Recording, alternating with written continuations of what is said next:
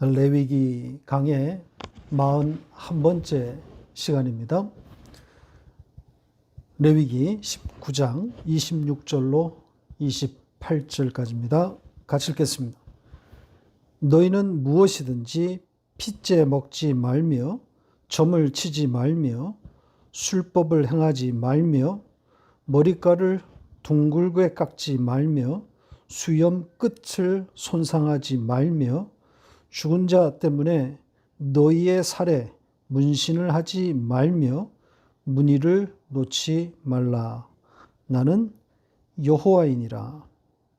아멘.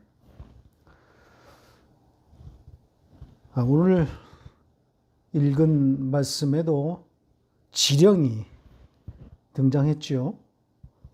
어떻게 읽으라는 지시가 들어 있습니다. 바로 나는 여호와니라입니다.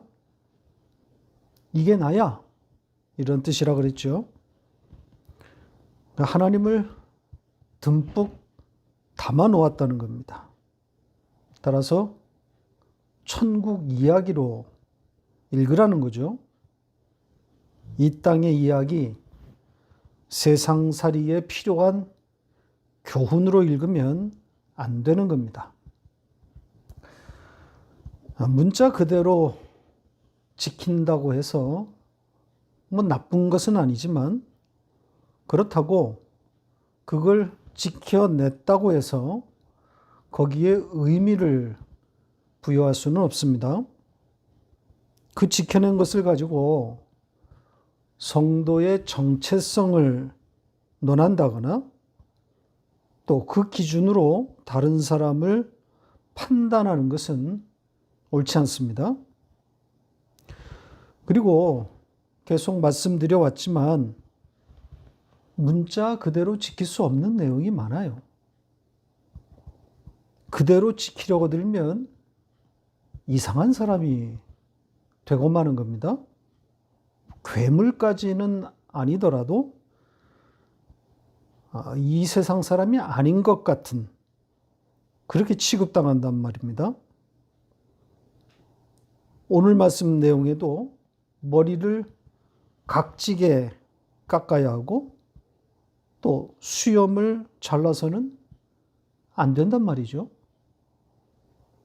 괴물은 아니지만 현세 사람 같지는 않겠죠. 하나님이 그걸 요구하는 걸까요?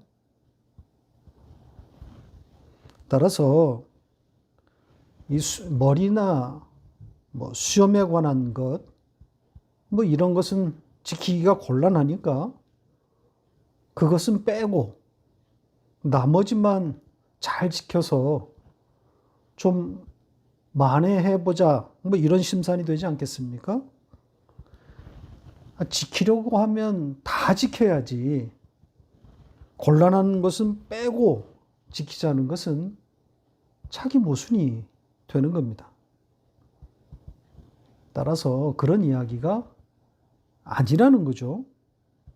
지키고 지키지 않고에다가 초점을 맞추면 엉뚱한 길로 들어서는 겁니다. 논쟁밖에 남지 않아요. 꼬리에 꼬리를 물고 해석이 난무하게 된단 말입니다. 자, 그런 이야기가 아닙니다. 이 땅의 이야기, 이 땅의 경험을 가지고 하나님의 나라를 빗대어서 설명하고 있는 겁니다. 이게 나야. 내 나라가 이런 거야. 따라서 오늘도 풍성한 하나님의 나라 이야기가 되겠죠. 우리 안에 들어온 그 천국을 설명하고 있는 겁니다.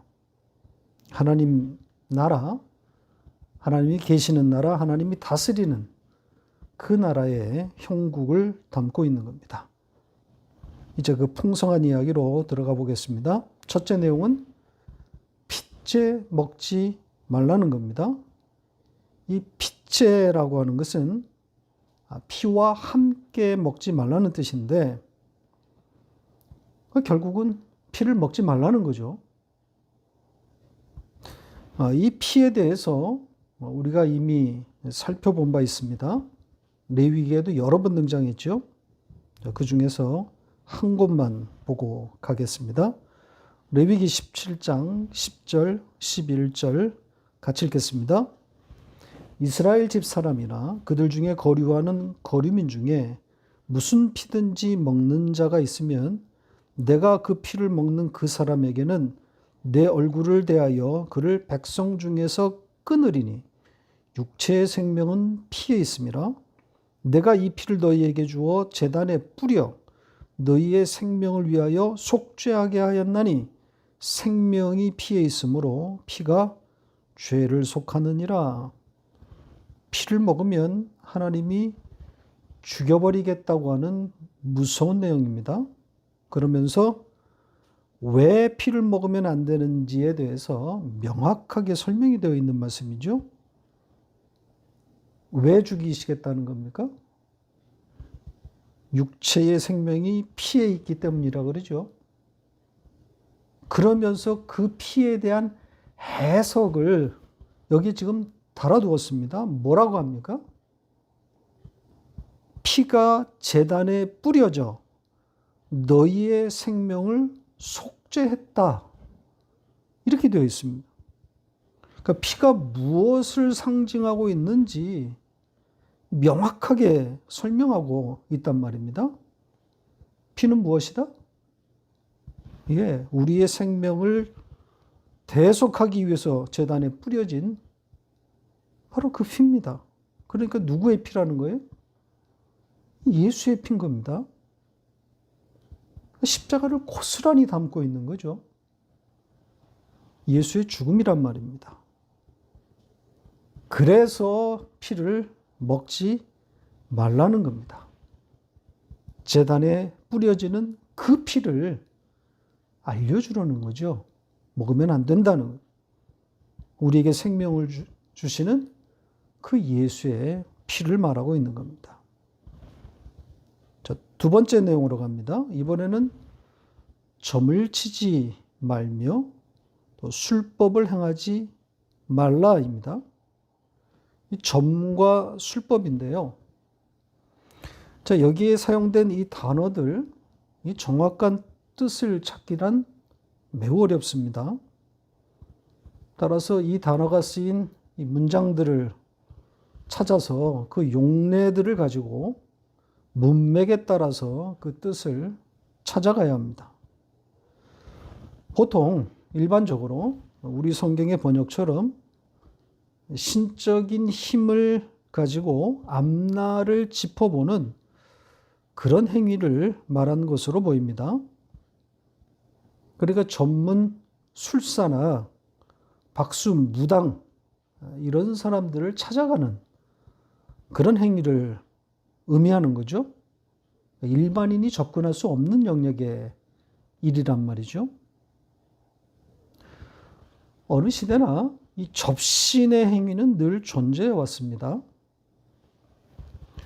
이 말씀이 기록되기 전에도 술사들이 등장하지 않았습니까?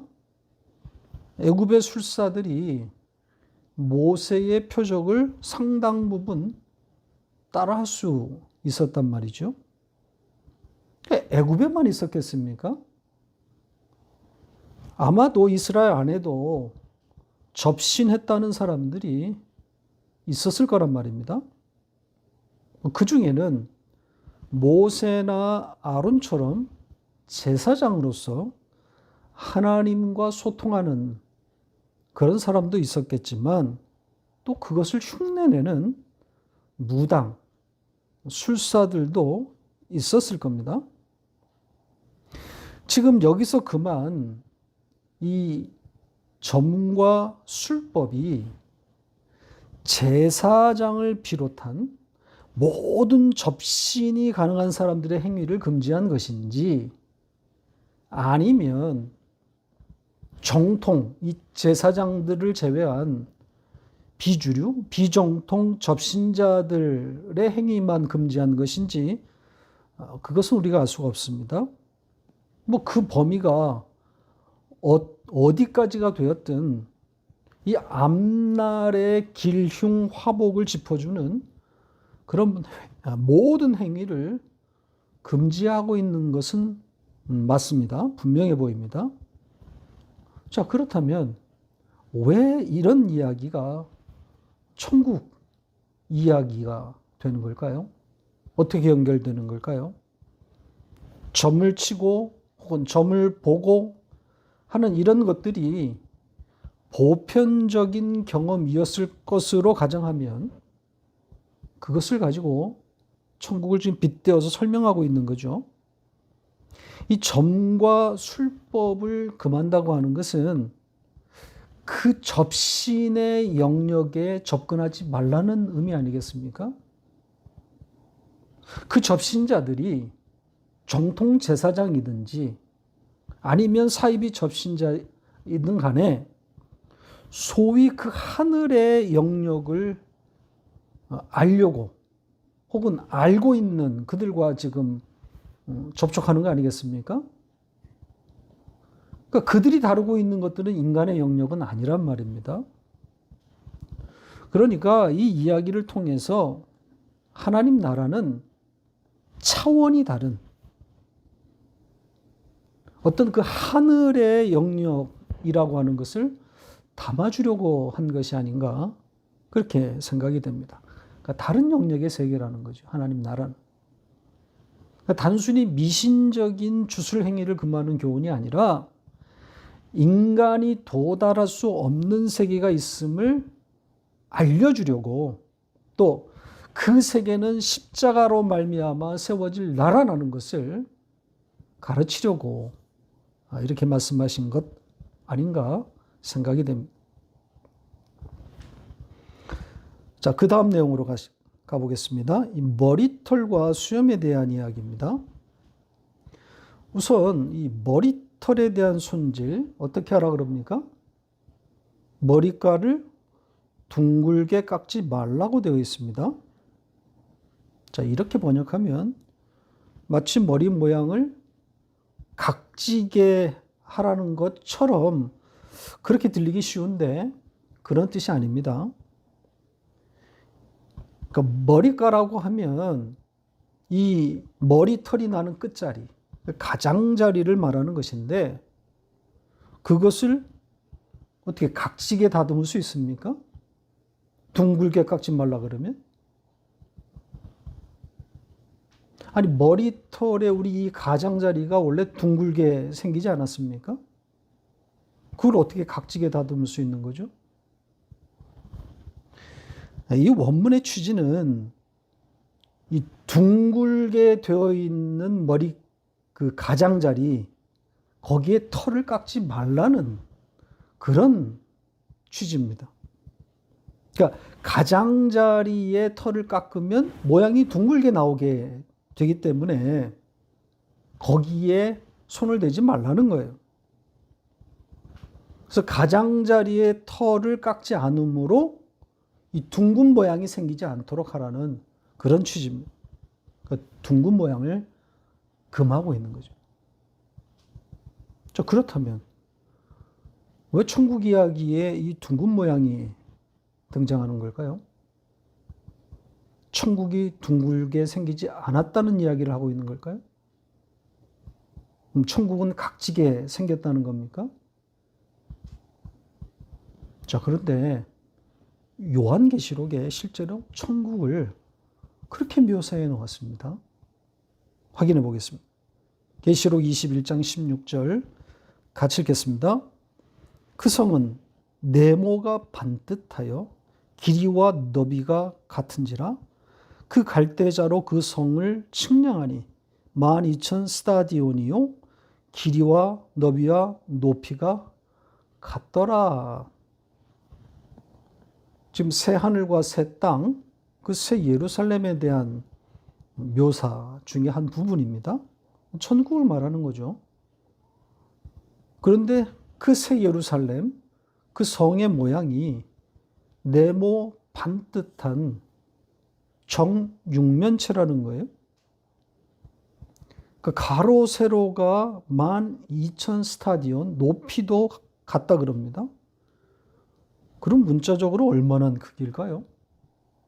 이 스타디온이라고 하는 단위는 이 고대의 달리기 경주 구간이라 그럽니다. 그래서 이 스타디온이라는 말에서 오늘날 경기장을 뜻하는 스타디움이 파생된 거죠. 학자들은 대략 1스타디온을 190m 정도로 보고 있습니다. 그러니까 새 예루살렘 성의 크기가 얼마가 되는 거예요? 12,000에 190m를 곱해야 되니까 계산해 보면 2,300km 정도가 됩니다.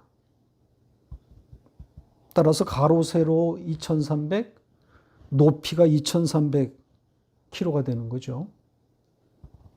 이걸 환산해 보면 대충 가로 세로 곱하면 530만 제곱미터가 나옵니다. 어느 정도 크기인지 감이 오십니까? 캐나다 전 국토의 반이 조금 더 됩니다. 뭐 크다면 크고 작다면 작을 수 있는 사이즈인데 문자적으로 그 정도의 크기를 과연 우리가 그대로 수용을 해서 천국은 이만한 사이즈다 이렇게 이야기할 수 있을까요? 그게 아니죠. 12와 1000 이 숫자가 합쳐진 것이니까 어떤 의미겠어요? 완전함을 상징하는 거죠. 완전하고 큰 나라. 그런 의미입니다. 그런데 그 모양이 정사각형이라는 거죠. 둥글지 않습니다. 그러니까 이 둥글다는 것과 각졌다고 하는 것이 각각 어떤 상징적인 의미를 갖고 있는지 그것까지 우리가 찾아내기는 어렵지만 다만 둥근 것은 천국에서 부정한 것으로 부정적인 의미로 그리고 각진 것은 긍정의 의미로 사용된 것은 분명해 보입니다. 그래서 이 머리털의 가장자리, 이 둥글게 되어 있는 이 가장자리를 깎지 말라는 거죠. 둥근 모양이 나오지 않도록. 자, 이 머리털 규정에 이어서 수염에 대해서도 또 말하고 있습니다. 수염의 끝을 손상하지 말라. 이렇게 되어 있습니다. 여기에 수염은 콧수염을 말하는 게 아니라 턱 수염을 말하고 있는 것으로 보입니다. 역시 털에 대한 이야기인 거죠. 그 털의 끝을 손상시키지 말라. 이 끝이라고 지금 되어 있는 이 부분은 앞에 나온 그 머리의 가장자리와 같은 단어입니다. 그리고 이 손상시키다 이렇게 번역한 이 단어는 훼손시키는 것. 그러니까 훼손했다고 하는 것은 어떤 상태를 말하는 걸까요? 제가 보기에는 그것도 결국은 자르다는 의미가 아닌가 그렇게 생각이 됩니다. 자, 이 수염이 갖고 있는 상징부터 좀 접근해 보겠습니다. 수염은 권위지요. 권위의 상징입니다. 뭐 예외도 있을 수 있겠지만 털에 손을 대지 않는 것이 고대 근동 지방의 전통입니다. 그래서 권력자나 높은 지위에 있는 사람일수록 긴 수염을 유지하곤 했습니다. 이런 문화가 전파돼서 동양에서도 신체 발부는 수지부모라. 부모에게서부터 받은 털은 손상시키지 않는다. 이렇게 가르쳐 왔죠. 인도 문화에서도 같은 전통이 발견됩니다. 종교적인 신념으로 털이나 머리털 자르지 않습니다. 권위의 상징이고 또 자존심을 담고 있습니다. 그래서 이 수염을 자르는 행위, 특히 강제로 수염을 자르는 행위는 극히 수치스러운 것으로 인식됩니다. 이 성경에도 수염과 관련된 많은 사건들이 있는데 하나 좀 보시죠. 역대상 19장 4절 5절 같이 읽겠습니다. 한운이 이에 다윗의 신하들을 잡아 그들의 수염을 깎고 그 의복을 볼기 중간까지 자르고 돌려보내매 어떤 사람이 다윗에게 가서 그 사람들이 당한 일을 말하니라. 그 사람들이 심히 부끄러워하므로 다윗이 그들을 맞으러 보내 왕이 이르기를 너희는 수염이 자라기까지 여리고에 머물다가 돌아오라 하니라. 어떤 사건인지 아시겠어요?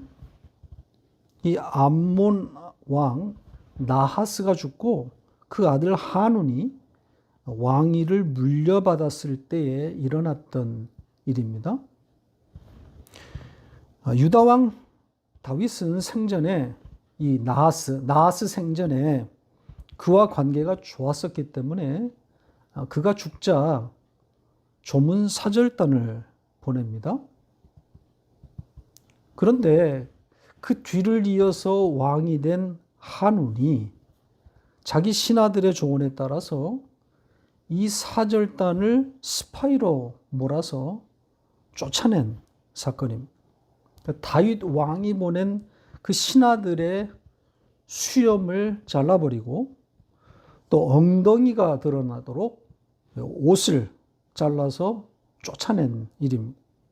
결국 이 일로 인해서 전쟁이 일어나고 이 암몬 왕 한운은 패망해서 역사의 뒤안길로 사라지는 그런 운명을 맞게 되는 거죠.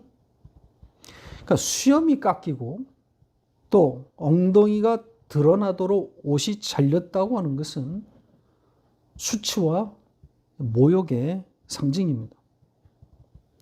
그래서 다윗도 이 수염이 깎인 신하들을 예루살렘으로 들어오지 못하게 하고 그 수염이 자라기까지 여리고에 머물라 명령하는 거죠. 수염이 자라기까지 이렇게 되어 있습니다. 이스라엘의 수치라는 거죠. 따라서 오늘 본문에 이 수염의 끝을 손상하지 말라. 이 말의 속뜻이 뭐겠습니까? 그 나라에는 수치와 모욕이 없다. 그 수치, 우리가 받아야 할 그 수치와 그 모욕을 예수가 대신해서 십자가에서 모조리 받았기 때문인 거죠. 바로 이것이 우리의 영적 현실 아니겠습니까? 자, 그 천국의 현실에 대해서 요한계시록은 어떻게 말하고 있습니까? 요한계시록 21장 3절 4절입니다. 같이 읽겠습니다. 내가 들으니 보좌에서 큰 음성이 나서 이르되 보라 하나님의 장막이 사람들과 함께 있으며 하나님이 그들과 함께 계시리니 그들은 하나님의 백성이 되고 하나님은 친히 그들과 함께 계셔서 모든 눈물을 그 눈에서 닦아주시니 다시는 사망이 없고 애통하는 것이나 곡하는 것이나 아픈 것이 다시 있지 아니하리니 처음 것들이 다 지나갔음이로라. 완전하고 완벽한 나라라는 것을 이렇게 표현한 겁니다. 그러니까 하나님이 친히 함께 계시다는 것을 이 땅의 언어로, 이 땅의 경험으로 표현한 겁니다. 이 정도의 물론 대단한 그런 의미를 담은 표현이기는 한데 이 정도의 언어와 표현으로 완벽하게 온전하게 하나님의 나라가 묘사될 수는 없는 거죠. 상상할 수도 없는 엄청난 나라일 텐데 이 땅의 우리가 가진 이 땅의 경험이나 언어로 표현을 해야 되니까 이 정도인 겁니다. 자, 머리 가장자리에 털을 밀지 말고 수염을 깎지 말라. 자, 이것이 어떻게 이제 천국과 연결되어 있는지 우리는 잘 알게 되었습니다. 머리 손질을 하면서 혹은 뭐 얼굴 면도를 하실 때, 그 밖에 털을 깎을 때 이 말씀을 한번 생각해 보시기 바랍니다. 우리의 영적 현실을 떠올리면서 말입니다. 자, 이제 마지막 내용으로 넘어갑니다.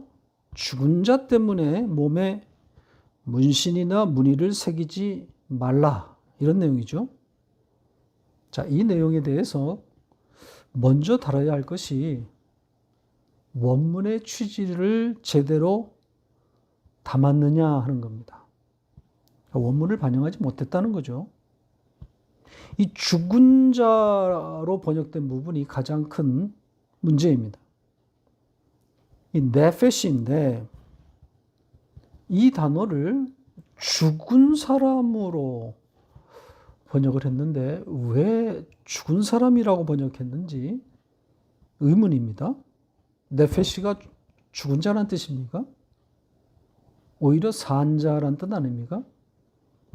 자, 창세기 1장 30절 보겠습니다. 같이 읽겠습니다. 또 땅의 모든 짐승과 하늘의 모든 새와 생명이 있어 땅에 기는 모든 것에게는 내가 모든 푸른 풀을 먹을 거리로 주노라 하시니 그대로 되니라. 예, 여기에 생명이 있어. 바로 그 단어입니다. 호흡이 있다는 뜻이에요. 살아있다는 겁니다. 그게 네페시입니다. 물론 이 네페시는 창세기 2장, 우리 조금 이따가 다룰 건데 그 2장 7절에 나오는 생명이라고 하는 생명으로 번역된 그 단어와 구분이 되는 건 맞습니다. 그래서 물리적 생명을 가진 피조물, 이게 네페시입니다. 물리적으로 살아있다는 거죠. 그러니까 물리적으로 살았지만 그러나 영적으로는 죽은 자. 조금 이따 설명을 드리겠습니다. 자, 우리 성경에 이 죽은 자로 번역한 것이 이런 깊은 뜻을 알고 번역한 것 같지는 않은데, 자, 설사 이 죽은 자로 번역한 것이 실수라고 해도 결과적으로는 옳은 번역입니다. 자, 아무튼 문자적으로는 죽은 자를 위하여 문신이나 무늬를 새기지 말라가 아니라 산자를 위하여가 맞습니다. 살아있는 사람을 위해서 무언가를 몸에다 새기는 행위를 금한 거란 말입니다. 문자적으로는 그렇다는 거예요. 자, 누군가를 위해서, 어떤 네페시를 위해서 몸에 상처를 낸다고 하는 것은 어떤 의도일까요? 누군가를 위해서 몸에다 상처를 낸다. 그 네페시에게 잘 보이려고 하는 거 아니겠습니까? 그러니까 그 사람, 그 존재를 위해서 하는 거란 말입니다. 그러니까 충성, 사랑, 관심, 그런 의미가 담겨 있는 거란 말이죠. 자, 이런 사건이 있었죠. 엘리야 선지자 때 갈멜산에서 이 엘리야와 대결을 벌였던 그 이세벨의 바알 선지자들, 자, 그들이 자기들의 신을 부르면서 자기 몸을 상하게 한 일이 있었습니다. 보시죠. 열왕기상 18장 27절로 29절 같이 읽겠습니다. 정오에 이르러는 엘리야가 그들을 조롱하여 이르되 큰 소리로 부르라. 그는 신인즉 묵상하고 있는지, 혹은 그가 잠깐 나갔는지, 혹은 그가 길을 행하는지, 혹은 그가 잠이 들어서 깨워야 할 것인지 하매, 이에 그들이 큰 소리로 부르고 그들의 규례를 따라 피가 흐르기까지 칼과 창으로 그들의 몸을 상하게 하더라. 이같이 하여 정오가 지났고 그들이 미친 듯이 떠들어 저녁 소제 드릴 때까지 이르렀으나 아무 소리도 없고 응답하는 자나 돌아보는 자가 아무도 없더라.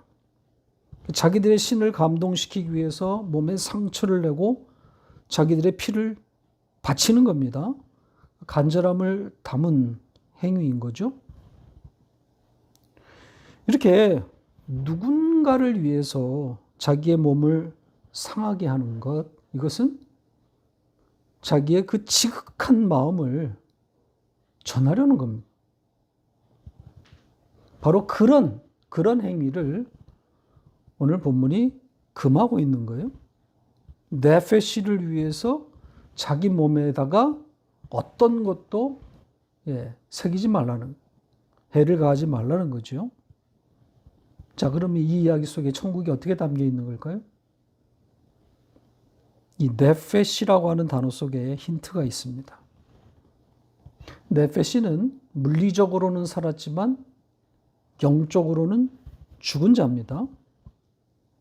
그러니까 하나님으로부터 호흡을 받아서 그렇게 해서 살아난 자, 그것은 그냥 네페시가 아니라 네페시 하야, 생명, 리빙띵이 되는 거죠. 자, 창세기 2장 7절입니다. 같이 읽겠습니다. 여호와 하나님이 땅의 흙으로 사람을 지으시고 생기를 그 코에 불어넣으시니 사람이 생명이 되니라. 자, 그러니까 이 죽은 자 네페시, 물리적으로는 살았으나 그러나 호흡이 들어오지 않은 자, 그 죽은 자죠. 그 죽은 자를 위해서 자기의 몸을 내주지 말라는 거예요. 왜냐하면 하나님의 나라는 죽은 자 네페시의 나라가 아니기 때문에 그렇습니다. 네페시 하야, 생명이 된 자들이 있는 곳이란 말이죠. 하나님의 생기를 받아서 그래서 살아난 자들의 나라입니다. 여기 생기라는 것은 호흡 혹은 바람 혹은 영, 이렇게 번역되는 단어입니다. 신약의 그 영이에요. 푸뉴마입니다. 따라서 성령이 우리 안에 들어오심을 상징하고 있는 거죠. 신약의 성령 세례라고 할 수 있습니다. 이렇게 하나님의 영을 받은 자들은 더 이상 네페시라고 부르지 않아요. 네페시가 천국에는 존재하지 않습니다.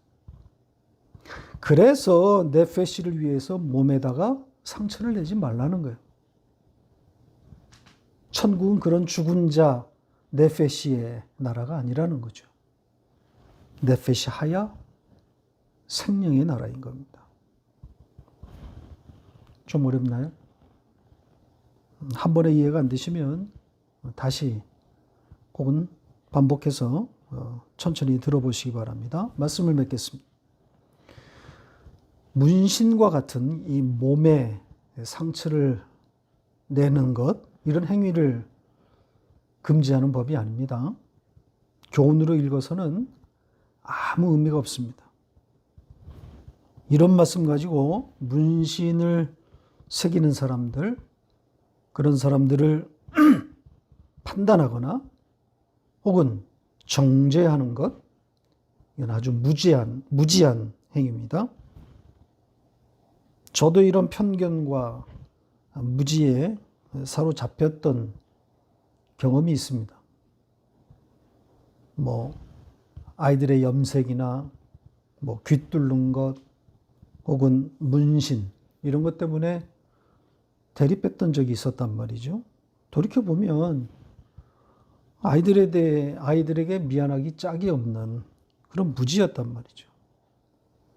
이것도 성경을 잘못 읽은 탓이 큽니다.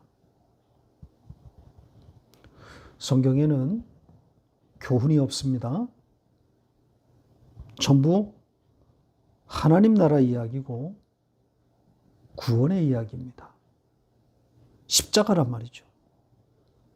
그러니까 하나님이 우리를 찾아오신 이야기입니다. 우리가 하나님께로 나아가는 이야기가 아닙니다.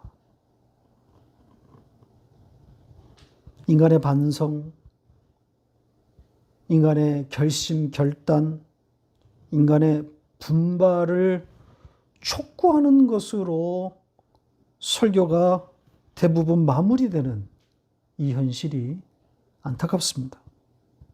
적용이란 이름으로 포장된 이 삶의 지령 같은 것들이 복음을 대신하고 있습니다. 하나님의 일방적인 사랑을 말해놓고서는 그 사랑에 보답하라고 요구하는 자기 모순에 빠져 있단 말입니다. 어떤 분의 설교 제목이 이렇더라고요. 캐네디언 교회입니다. 그리스도는 우리에게 약간의 빚을 지어주었다. 그러나 그는 우리를 위해 모든 것을 주었다. 그럴듯하죠? 어떤 뜻을 담고 있는 겁니까? 의도가 뭐지요? 예, 빚을 갚아라예요. 사랑을 받았으니까 그 사랑에 보답하라는 거죠. 성경을 다 이렇게 읽고 있는 겁니다. 거꾸로 읽고 있는 거죠. 헌신과 열심을 끌어내기 위해서 하나님의 사랑을 팔아먹고 있는 꼴입니다.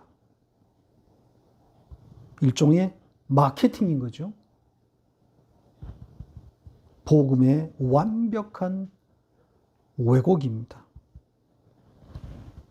사람들은 속아 그냥 열심과 헌신만 기억합니다.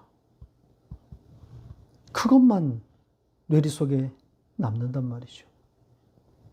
그렇게 복음은 설 자리를 잃어가고 있는 겁니다. 아무쪼록 이 설교가 성경을 바로 읽는 데 도움이 되었으면 좋겠습니다.